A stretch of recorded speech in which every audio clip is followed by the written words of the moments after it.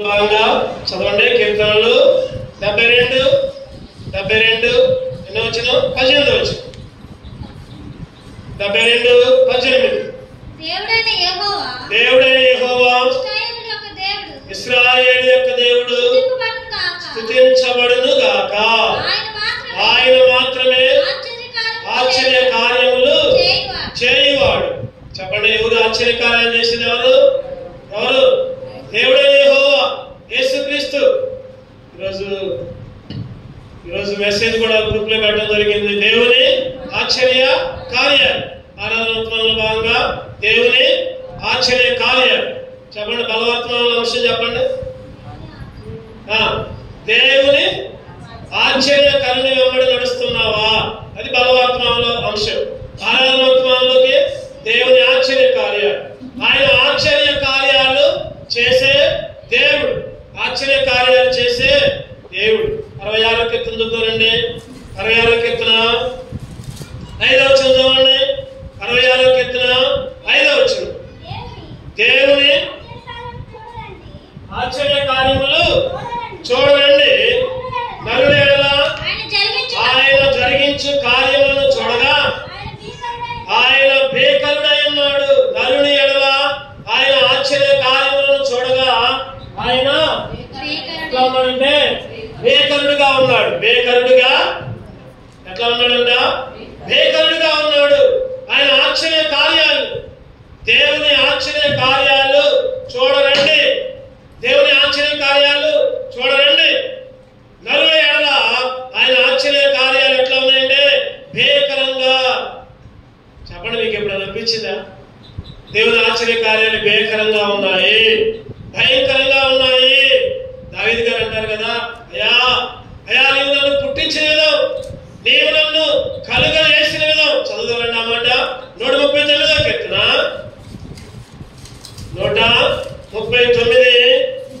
139 కీర్తనలు 139 ఎన్నో వచ్చిన అంటే 14వ వచనం చదవండి.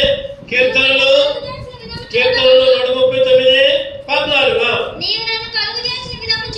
నీవు నన్ను కలుగజేసిన విధము చూడగా భయమును ఆశ్చర్యమును నాకు పుట్టుచున్నవి. అందును బట్టి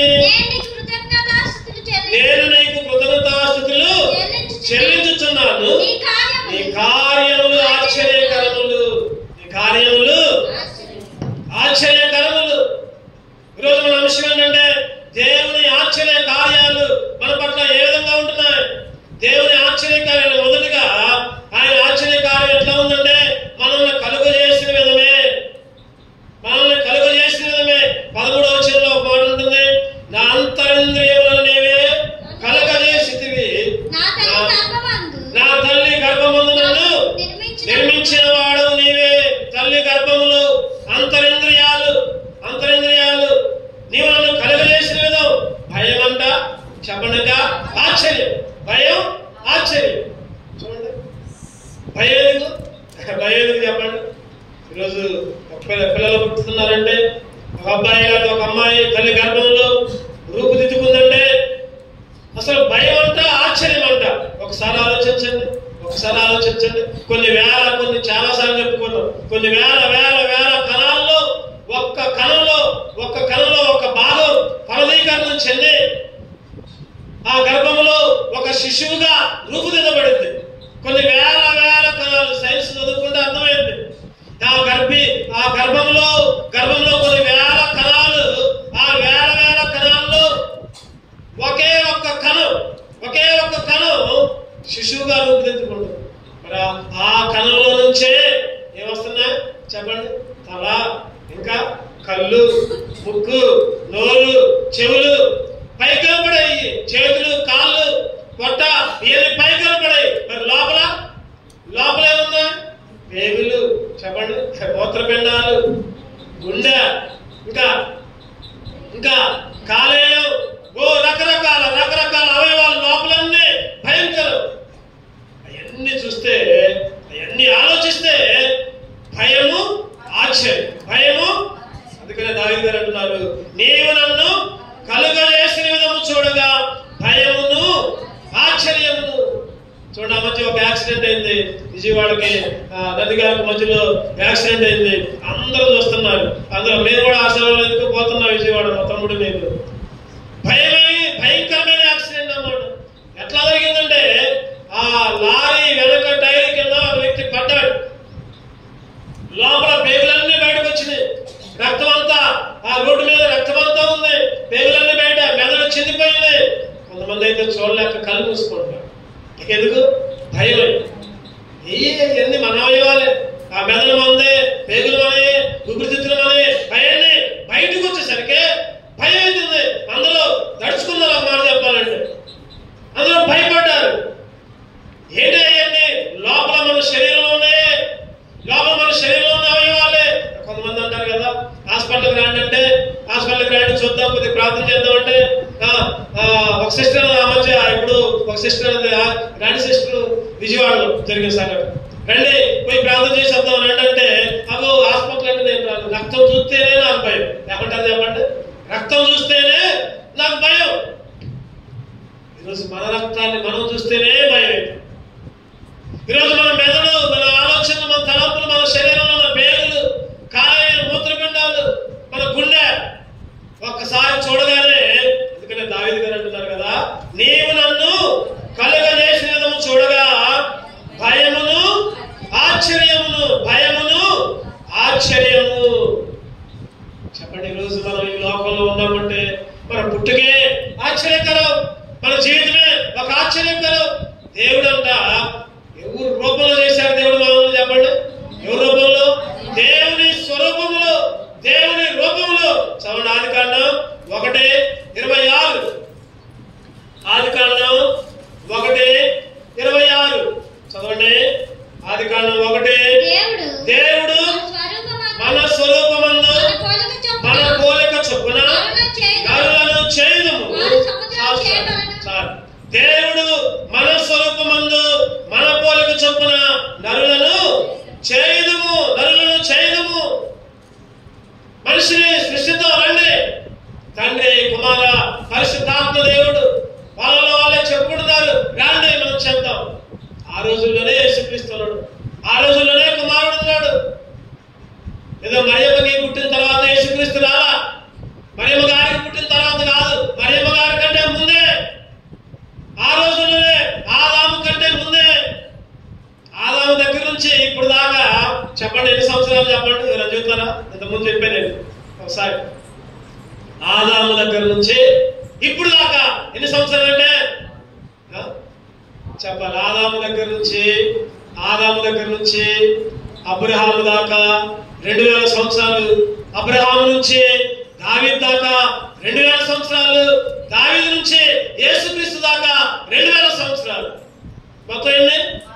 6000 సంవత్సరాలకు ముందే దేవుడు ఉన్నాడు, యేసుక్రీస్తు ఉన్నాడు, పరిశుద్ధాత్మ ఉంది.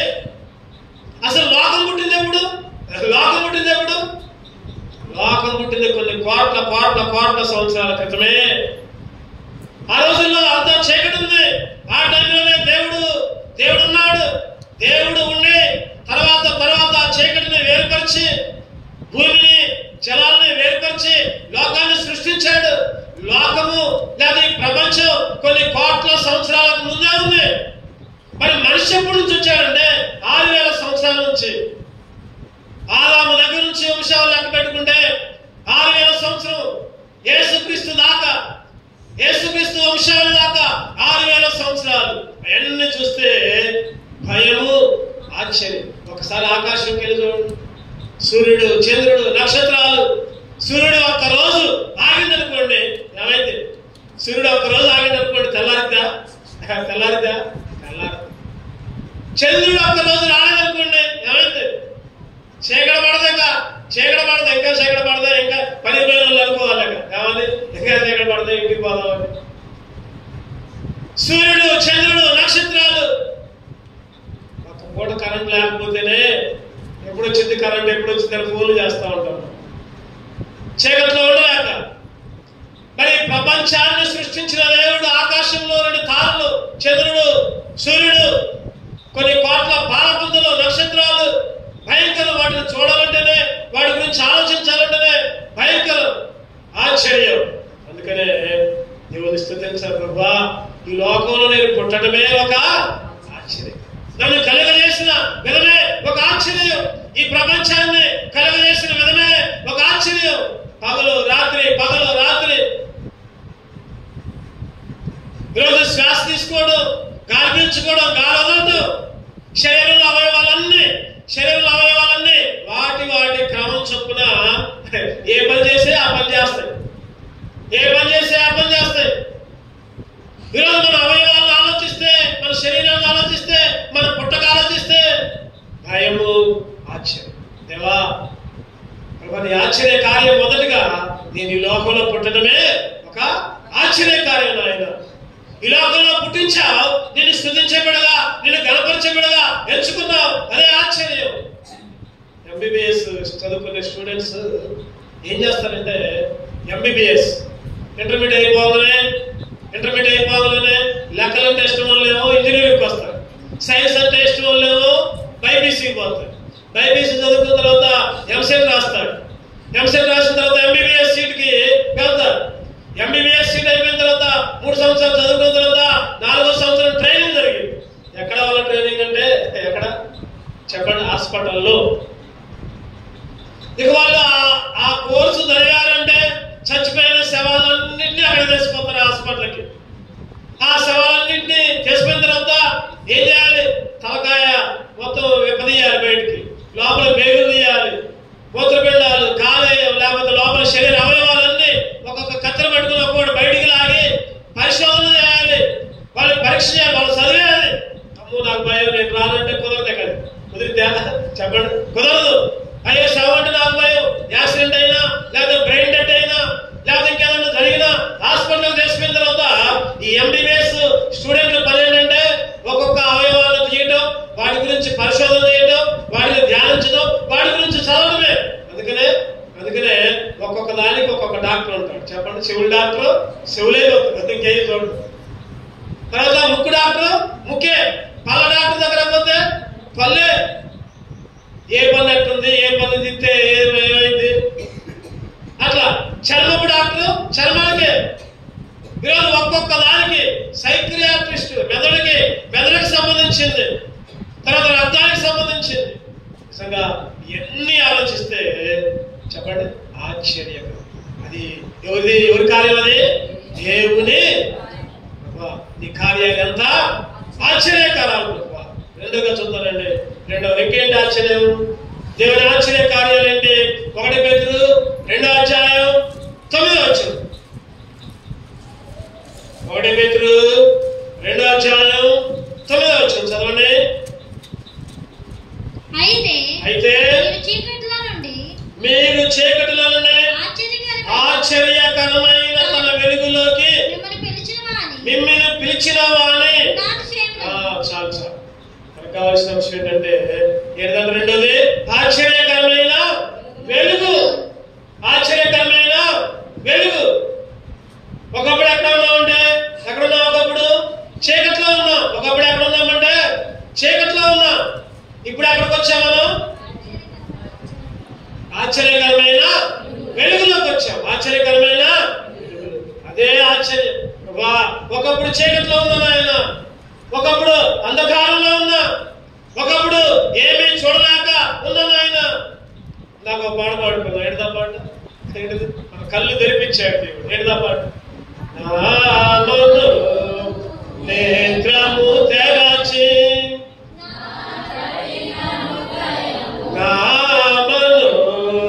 నేత్రము తెరచి నా కఠిన హృదయము. అంటే దాని ఏంటంటే మన కళ్ళు మూసుకొని పోయాయి, మన కళ్ళు చీకట్లో ఉన్నాయి. ఆ చీకటిలో నుంచి రక్షణ పొంది, మారుమనసు పొంది, బాప్తిసం తీసుకొని దేవుని మందిరంలో గడపడమే ఒక ఆశ్చర్యం. ఒక ఆశ్చర్యం. కొంతమంది చెబుతూ ఉంటారు కదా, అసలు మేము ఎట్ట మారినో మాకే తెలియదు, మేము ఎట్ట దేవుని మందిరంలోకి వచ్చినో మాకే తెలియదు. అనుకోకుండా రక్షణ పొందాం, మారుమనసు పొందాం, బాప్తిసం తీసుకున్నాం, మందిరంలోకి వస్తున్నాం, దేవుని స్తుతిస్తున్నాం, దేవుని ఆరాధిస్తున్నాం. ఇవన్నీ ఎట్లా జరిగినాయో మాకే తెలియదు. ఎంత అద్భుతం, ఎంత ఆశ్చర్యం అని చెప్తూ ఉంటారు. నిజంగా చీకటిలో నుండి వెలుగులోకి. ఏ వెలుగది? ఏ వెలుగది? ఆశ్చర్యకరమైన వెలుగు. బైబిల్ అంటుంది కదా, ఆ ఆశ్చర్యకరమైన వెలుగు ఏంటంటే యేసుక్రీస్తే. యేసుక్రీస్తే వెలుగు, నిజమైన వెలుగు. ఎక్కడుందన్నమాట? యోహాను సువార్త 1:9. యోహాను సువార్త 1:9. మైకున్నోళ్ళు చదవండి, మైకున్నోళ్ళు చదవండి. యోహాను సువార్త 1:9. నిజమైన వెలుగు ఉండెను, అది లోకములోనికి వచ్చుచు ప్రతి మనిషిని వెలిగించుచున్నది. నిజమైన వెలుగు ఉండెను. చెప్పండి, నిజమైన వెలుగు అంటే అది ఎట్లా ఉందంట? లోకంలోనికి వచ్చుచు. చెప్పాలి, మైకున్నోళ్ళు చెప్పాలన్నమాట. మైకున్నోళ్ళు ప్రతిదీ అందుతానే ఉండాలి. చెప్పండి, ఎట్లా ఉన్నది? ప్రతి మనిషిని వెలిగిస్తూ ఉంది. నిజమైన వెలుగును అది లోకంలోనికి వచ్చుచు ప్రతి మనిషిని వెలిగించుచున్నది. నిజమైన వెలుగు, నిజమైన వెలుగు. ఏంటి ఆ నిజమైన వెలుగు? యేసుక్రీస్తే. ఎవరా వెలుగు అంటే యేసుక్రీస్తే. ఒకప్పుడు మనం ఎట్లా ఉన్నామంటే చీకట్లోనే ఉన్నాం, చీకట్లోనే ఉన్నాం. బయటికి రావాలంటే భయం. వెలుగులోకి వస్తే నా పాపం కనబడిద్దేమో, అయ్యో నన్ను అందరూ చూస్తారేమో. చెప్పండి, దొంగోడికి ఏది ఇష్టం? ఏది ఇష్టం? చీకటి ఇష్టమా, వెలుగు ఇష్టమా? చీకటే ఇష్టం. దొంగ పనులు చేసే వాళ్ళకు కూడా చెప్పండి, దొంగ పనులు చేసే వాళ్ళకు కూడా చీకటే ఇష్టం, చీకటి. అందుకనే అదే యోహాను సువార్త 3వ అధ్యాయం చెప్పండి, చదవండి. 19వ వచనం చదవండి. 19వ వచనం. ఆ తీర్పు ఇదే, వెలుగు లోకంలోనికి వచ్చెను, కానీ తమ క్రియలు చెడ్డమైనందున మనుషులు వెలుగును ప్రేమించక చీకటినే ప్రేమించింది. మనుషులు వెలుగును ప్రేమించక. ఒకప్పుడు నువ్వు నేను వెలుగుని ప్రేమించలా, వెలుగు దగ్గరికి రాలా, వెలుగుని ఇష్టపడలా. ఎందుకంటే వెలుగులోకి వస్తే పాపం చేయడం మళ్ళీ కష్టమైపోతుంది. కొంతమంది అంటారు, నేను చర్చికి రావాలి అంటారు. ఎందుకు అంటే ఆ చర్చికి వస్తే అన్ని మానేయాలి, చర్చికి వస్తే మళ్ళీ పరిశుద్ధంగా ఉండాలి, చర్చికి వస్తే అన్ని మానేయాలి. ఆ చర్చికి వచ్చినా కూడా బలవంతంగా వచ్చినా కూడా ఉండలేదు, బలవంతంగా వచ్చినా కూడా. ఎందుకంటే ఆ చీకటి వెలుగులోనికి రానియదు. ఏముంది అక్కడ? వెలుగుని ప్రేమింపక చీకటినే ప్రేమించి. దాని కింద ఇంకో మాట ఉంది, చదవండి అన్నమాట. దుష్కార్యము చేయి ప్రతివాడు వెలుగును ద్వేషించును. దుష్కార్యము చేయు ప్రతివాడు కూడా వెలుగును ద్వేషించును.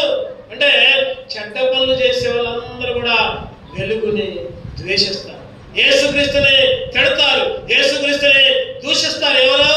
ఎవరంటే చెడ్డ పనులు చేసేవాళ్ళు, వెలుగుని ప్రేమించరు. ఒకప్పుడు నువ్వు నేను అదే పరిస్థితి. కానీ ఇప్పుడైతే ఆ చీకటి నుంచి వెలుగులోకి నడిపించాడు. ఆశ్చర్యకరమైన వెలుగు. ఒక ఆయన ఉన్నాడు, నరహంతకు. అంటే కనబడితే చంపడమే ఆయన పని. దోచుకోవడం, ఇళ్ళలోకి పోవడం, స్త్రీలుంటే పాడు చేయడం, దోచుకోవడం, చంపడం, బంగారం కానీ లేదా డబ్బులు కానీ దోచుకొని రావడమే ఆయన పని. అటువంటి స్థితిలో ఒకసారి ఎన్నో హత్యలు చేశాడు, ఎన్నో దమనం చేశాడు, ఎంతమందినో అన్యాయంగా చంపాడు. అటువంటి స్థితిలో ఒకనొక రోజు పోలీసులకు దొరికాడు. దొరికిన తర్వాత పోలీసులు కటకటాల్లో పెట్టారు, జైల్లో పెట్టారు.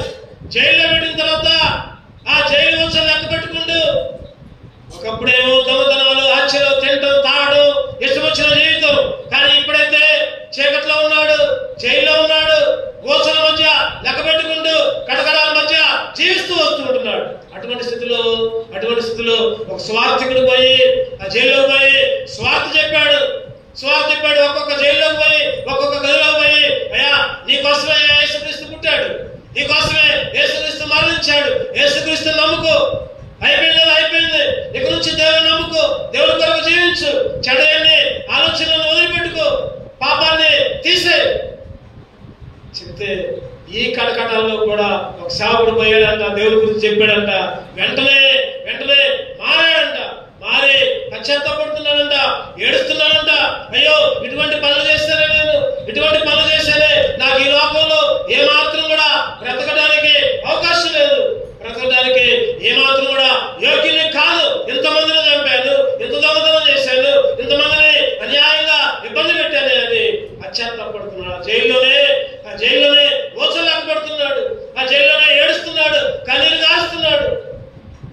సేవకుడు ఇచ్చిన బైబిల్ కొన్ని కరపత్రాలు చదువుకుంటూ పూర్తిగా మారిపోయారు. జైల్లో అందరూ ఉన్నారు. ఆ టైంలో అనుకోకుండా ఆ దేశ అధ్యక్షుడు జైల్లోకి వెళ్ళాడు. చూడటానికి జైల్లోకి వెళ్ళాడు. ఒక్కొక్క దగ్గర పోయి ఒక్కొక్కరు పలకరిస్తూ ఉంటున్నాడు. ఒక ఆయన దగ్గర పోయి అడిగాడు, అయ్యా ఏంటయ్యా ఎందుకు వచ్చినావయ్యా జైల్లోకి? ఏంటి పరిస్థితి అంటే ఆయన చెప్తున్నాడు, నేనే తప్పు చేయాల, అన్యాయంగా నన్ను జైల్లో పెట్టారయ్యా, అన్యాయంగా నన్ను పట్టుకొని వచ్చి జైల్లో పెట్టారయ్యా. ఒక్కొక్కరు అడుగుతున్నాడు. అందరూ చెప్తున్నారు, నా తప్పే లేదు, నేను మంచోనే, కావాలని నన్ను జైల్లో పెట్టాను. చివరికి ఈ గదిలో కూడా వచ్చాను, ఈ హంతకుడున్న గదిలో కూడా వచ్చాను. వచ్చి అయ్యా ఎందుకయ్యా వచ్చావు, ఏం చేసావయ్యా, ఏం పొరపాట్లు చేసావు అంటే వెంటనే ఏడ్చుకుంటూ కాళ్ళ మీద పడి, అయ్యా నేను ఈ లోకంలో బ్రతకడానికి యోగ్యత లేదు నాకు.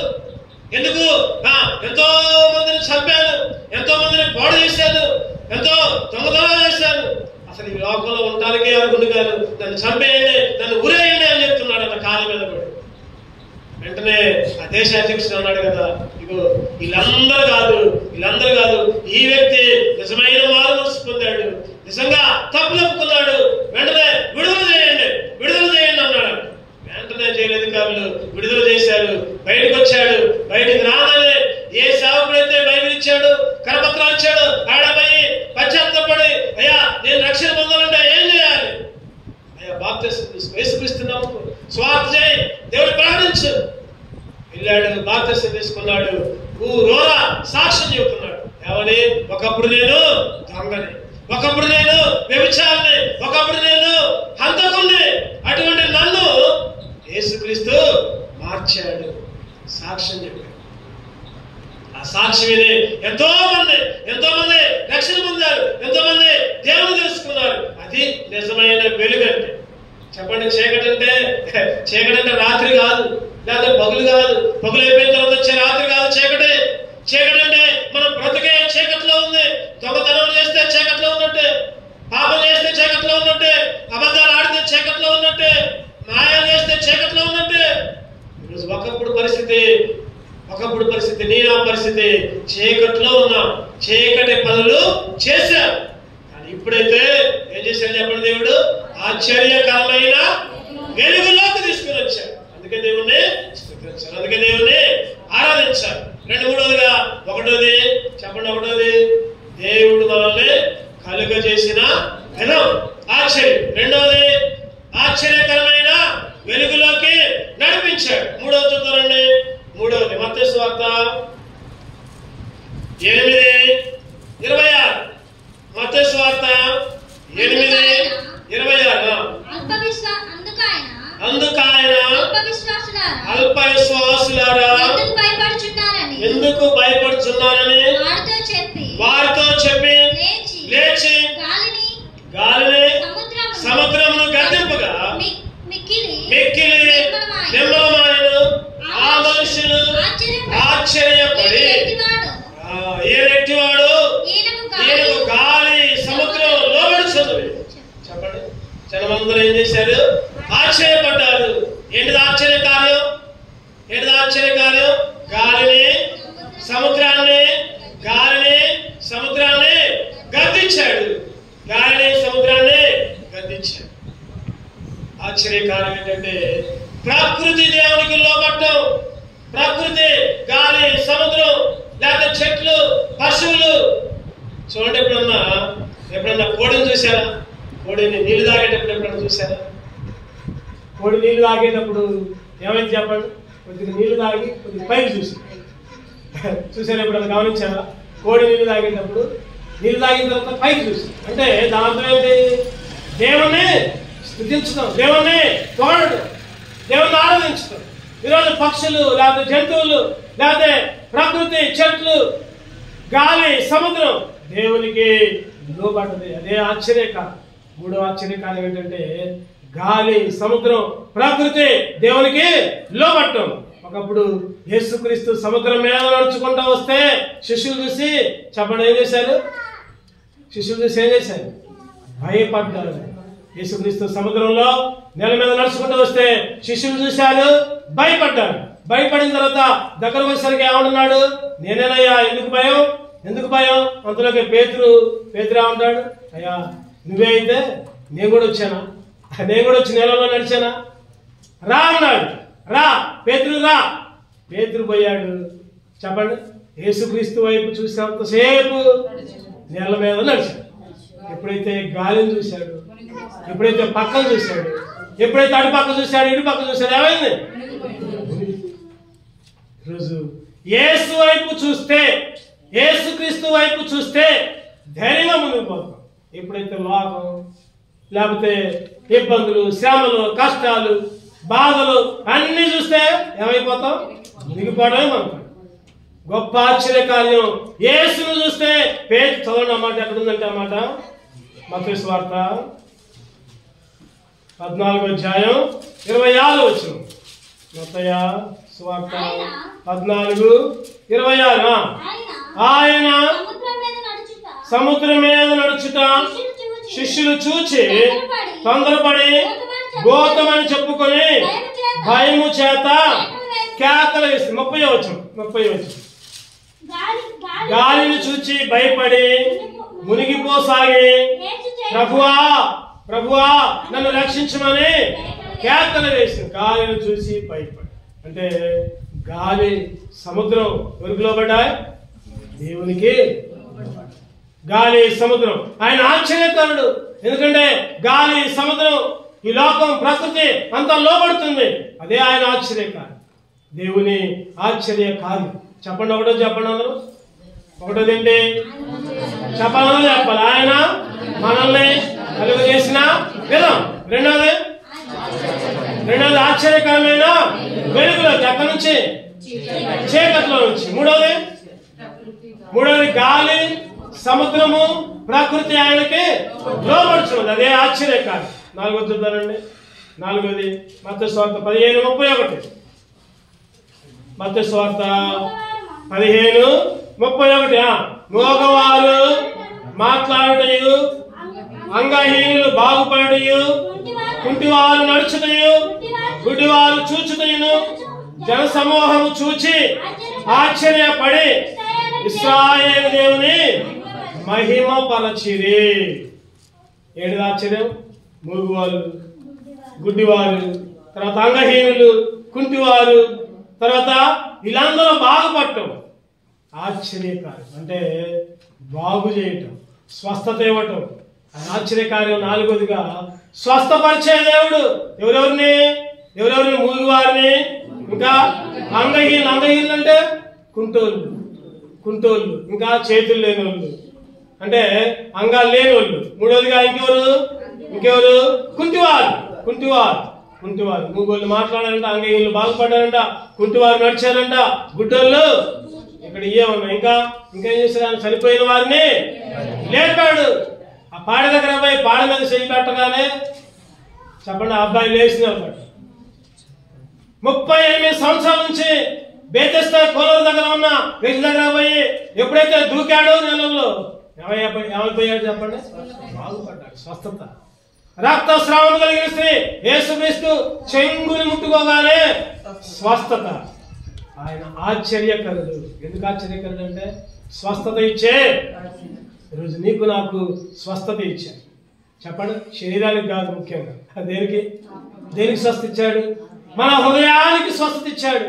ఈరోజు హృదయానికి స్వస్థత ఉంది కాబట్టి దేవుని మందిలో చేరి దేవుని స్తుతిస్తున్నాం, దేవుని ఆరాధిస్తున్నాం.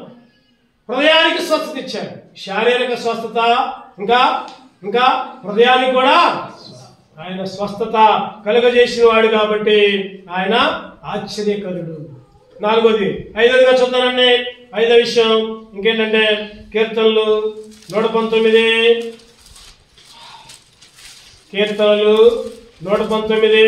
129 చదవండి. కరెంట్ లేదుగా ఎవరైనా చదవచ్చు, ముందు చూస్తే వాళ్ళు చదవాలి. నీ శాసనములు ఆశ్చర్యములు కావుననే నేను వాటిని గైకొంచున్నాను. ఏంటిదంటే ఇంకా ఆశ్చర్యం ఏంటి? నాలుగోది 5 నీ శాసనములు. శాసనాలు అంటే చెప్పండి, శాసనాలు అంటే వాక్యం. శాసనాలు అంటే ఏంటి? ఆయన శాసనములు ఆశ్చర్యం, ఆయన వాక్యాలే ఆశ్చర్యం. బైబిలే ఒక ఆశ్చర్యం. చెప్పండి, బైబిల్ ఎంతమంది రాశారు? దగ్గర చూద్దాం ఎవరన్నా. బైబిల్ ఎంతమంది రాశారు? పెద్ద ప్రవక్తలే కానీ చిన్న ప్రవక్తలే కానీ బైబిల్ ఎంతమంది రాశారు? దగ్గర దగ్గర 40 మంది ప్రవక్తలు రాశారు. ఎంతమంది రాశారు? ఈసారి అడిగినప్పుడు చెప్పండి మా మర్చిపోమాక. బైబిల్ ఎంతమంది రాశారంటే 40 మంది ప్రవక్తలు రాశారు. 40 మంది రాసినా చెప్పండి, అందరూ కూడా దేవుడి గురించి, యేసుక్రీస్తు గురించి. పాత నిబంధనలు కొత్త నిబంధనలు అంతా ఒకటే, ఒకరికొకరు తేడా లేదు. క్రీస్తు పూర్వం 1వ సంవత్సరంలో రాసిన వాళ్ళు అంతే రాశారు, 700 సంవత్సరాల తర్వాత రాసిన వాళ్ళు కూడా అంతే రాశారు. మోషే రాసినప్పుడు అంతే రాశాడు, యెషయా రాసినప్పుడు అంతే ఉంది. తర్వాత కొత్త నిబంధనలోకి వచ్చిన తర్వాత పౌలు గారు రాసినప్పుడు అంతే ఉంది. మత్తయ్య, మార్కు, లోక, యోహాను అందరూ వేరు కాలాల్లో రాశారు, కానీ అంత రాసింది ఒకటే. ఆయన శాసనాలు, ఆయన వాక్యాలు ఆశ్చర్యం. అంతమంది యేసుక్రీస్తుని గురించి ఒకటే విధంగా రాయటం అంటే గొప్ప. ఆయన శాసనాలే ఆశ్చర్యం. ఆయన శాసనాలు ఎట్లా అంటే చదవండి అదే మాట. 119 కీర్తనలు 119, 127, 119, 127. బంగారం కంటెను అపరంజి కంటెను నీ ఆజ్ఞలు నాకు ప్రియముగా ఉన్నవి. బంగారం కంటేనంట, ఇంకా అపరంజి కంటేనంట. బంగారం కంటే, అపరంజి కంటే ఆయన ఆజ్ఞలు, ఆయన శాసనాలు ప్రియముగా. ప్రియం అంటే ఏంటి? ఇష్టం. ప్రియం అంటే ఇష్టంగా ఉన్నాయి ఆయన శాసనాలు. అందుకనే ఆయన ఏం చేశాడు చెప్పండి? వెండితో కొనుక్కోవాలా, ఇంకా బంగారంతో కొనుక్కోవాలా? చెప్పండి, దేంతో కొనుక్కున్నాడు? విలువైన 1 పేతురు 1:18 చదవండి అన్నమాట. 1 పేతురు 1:18. పితృపారంపర్యమైన మీ వ్యర్థ ప్రవర్తనను విడిచిపెట్టినట్లుగా వెండి బంగారముల వంటి క్షయ వస్తువుల చేత మీరు విమోచించబడాల. వెండి బంగారం క్షయ వస్తువుల చేత మీరు విమోచించబడాల. అమూల్యమైన రక్తం చేత, గొర్రెపిల్ల రక్తం చేత, నిర్దోషమైన పవిత్రమైన రక్తం చేత విడిపించబడ్డారు, విమోచించబడ్డారు. అందుకనే ఆయన శాసనాలు వెండి కంటే, బంగారం కంటే, అపరంజి కంటే విలువైనవి. వెండి బంగారాల కంటే విలువైనది యేసుని ప్రేమ, నా యేసుని ప్రేమ. వెండి బంగారాల కంటే విలువైనది యేసుని ప్రేమ, నా యేసుని ప్రేమ. లోక జ్ఞానమును మించిన ప్రేమ, లోక జ్ఞానమును మించిన ప్రేమ లోకస్తులు ఎవ్వరు చూపని ప్రేమ, లోకస్తులు ఎవ్వరు చూపని ప్రేమ. యేసు ప్రేమ, నా యేసుని ప్రేమ, యేసు ప్రేమ, నా యేసుని ప్రేమ. హల్లెలూయా మహదానందమే, హల్లెలూయా మహదానందమే. వెండి బంగారాల కంటే చెప్పండి, ఆయన వాక్యాలు కానీ ఆయన శాసనాలు కానీ చెప్పండి ఆశ్చర్యకరమైన వాక్యాలు, శాసనాలు మనకిచ్చాడు. ఆరోదిగా దానియేలు గ్రంథం 3వ అధ్యాయం, దానియేలు గ్రంథం 3వ అధ్యాయం 24 చదవండి. 734 పేజీ నంబర్. రాజు నెబుకద్నెజరు ఆశ్చర్యపడి తీవ్రముగా లేచి, మేము 3 మనుషులను బంధించి ఈ అగ్నిలో వేస్తుంది కదా అని తన మంత్రులను అడిగాను. వారు రాజా సత్యమే అని రాజుతో ప్రత్యుత్తరం ఇచ్చింది. చెప్పండి, ఏంటిదన్నా ఆశ్చర్యం? ఏంటిది ఆశ్చర్యం? ముగ్గురు వేస్తే నలుగురు కాపాడు, అదే ఆశ్చర్యం. అంటే దాని అర్థం ఏంటంటే దేవుడు తోడుగా ఉండటం, దేవుని తోడు ఆశ్చర్యం. ఆ రోజుగా ఆశ్చర్యకరమైన విషయం ఏంటంటే ముగ్గురు వేస్తే ఎక్కడేశారు? ముగ్గురిని ఎక్కడేశారు? అగ్నిగుండంలో ఎందుకు వేశారు చెప్పండి? ఎందుకు వేశారు? ఎందుకు వేశారు? బొమ్మకి మొక్క పోయేసరికి రాజు కోపం వచ్చి అగ్నిలో పడేశారు. ఎంతమందిని? ఎవరి వాళ్ళు? ఎవరెవరు? షడ్రకు, మెషకు, అబేద్నెగో. షడ్రకు, మెషకు, అబేద్నెగో ముగ్గురు వేస్తే ఎంతమంది కనపడ్డారు? ఎవరు నాలుగు? ఆయన ఎవరు నాలుగు? ఆయన దేవుడే, యేసుక్రీస్తు. అదే ఆశ్చర్యం ఏంటిదంటే ఈరోజు నువ్వు నేను ఒక్కలుగా ఉంటే మన పక్కన ఇంకొకరు ఉన్నారు. ఎవరైనా? యేసుక్రీస్తు నీకు తోడుగా ఉన్నాడు, నాకు తోడుగా ఉన్నాడు. ఆయన మనకు తోడుగా ఉంటున్నాడు. అదే ఆశ్చర్యం. అరే రాజుకు ఆశ్చర్యం. అక్కడ ఉంది చక్కని మాట. రాజుకు నెబుకద్నెజరు ఆశ్చర్యపడి. రాజుకు నెబుకద్నెజరు రాజుకే ఆశ్చర్యం. బబులోను దేశమందున ఆ భక్తులు ముగ్గురు బొమ్మకి మొక్కనందున. బబులోను దేశమందున ఆ భక్తులు ముగ్గురు బొమ్మకి మొక్కనందున. పట్టి బంధించి రాజు అగ్నిలో పాడవేస్తే. పట్టి బంధించి రాజు అగ్నిలో పాడవేస్తే నాలుగో వాడిగా నిలవాలేదా? ఓ భక్తుడా రాజు రమ్మని పిలువాలేదా? నాలుగో వాడిగా నడవాలేదా? ఓ భక్తుడా రాజు రమ్మని పిలువాలేదా?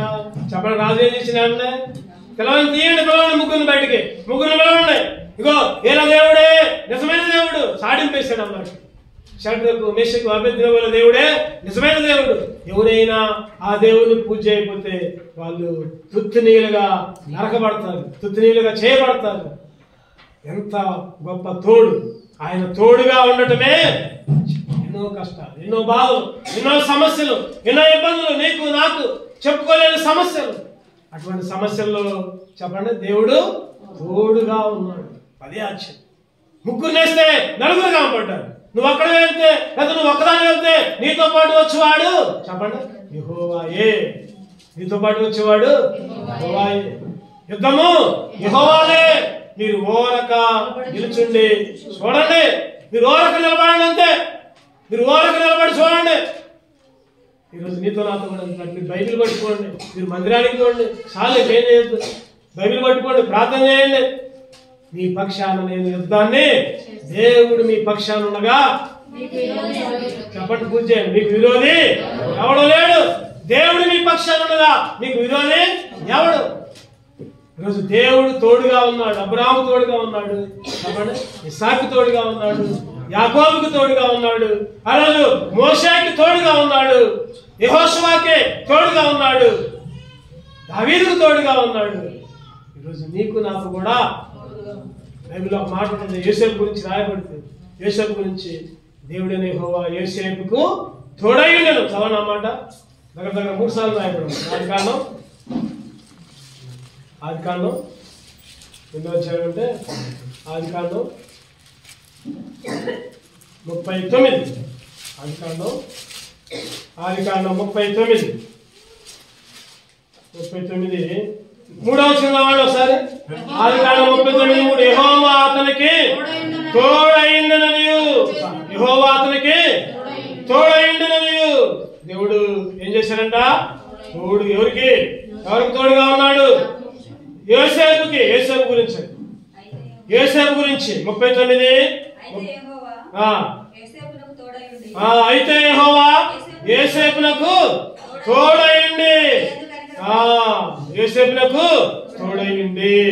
23వ వచనం కూడా చదవండి. 23వ వచనం యెహోవా అతనికి తోడైండెను గనుక. యెహోవా అతనికి తోడైండెను గనుక. ఎన్నిసార్లు రాయబడిందంటే 3వ వచనంలో, 21వ వచనంలో, 23వ వచనంలో. ఈరోజు దేవుడు తోడుగా ఉండే షడ్రకు, మెషకు, అబేద్నెగోలతోనే కాదు, నీకు నాకు కూడా తోడుగా ఉండటమే ఆశ్చర్యకార్యం. ఆయన ఆశ్చర్య కార్యాలు చూద్దామండి. అపోస్తలుడైన పౌలుకు కూడా తోడుగా ఉన్నాడు. అక్కడ అపోస్తల కార్యాలు 18:10 చదవండి అన్నమాట. అపోస్తల కార్యాలు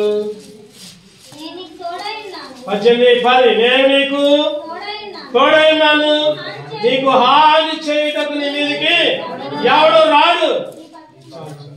నేను నీకు తోడై ఉన్నాను. ఈ వాగ్దానాలు పౌలు గారికే కాదు, యోసేపు గారికే కాదు, ఈరోజు నీకు నాకు కూడా ఆయన తోడుగా ఉండే ఏముంటుంది అక్కడ, నీకు హాని చేయడానికి నీ మీదకి ఎవడు రాడు. ఎంత గొప్ప వాగ్దానం, ఎంత గొప్ప వాగ్దానం.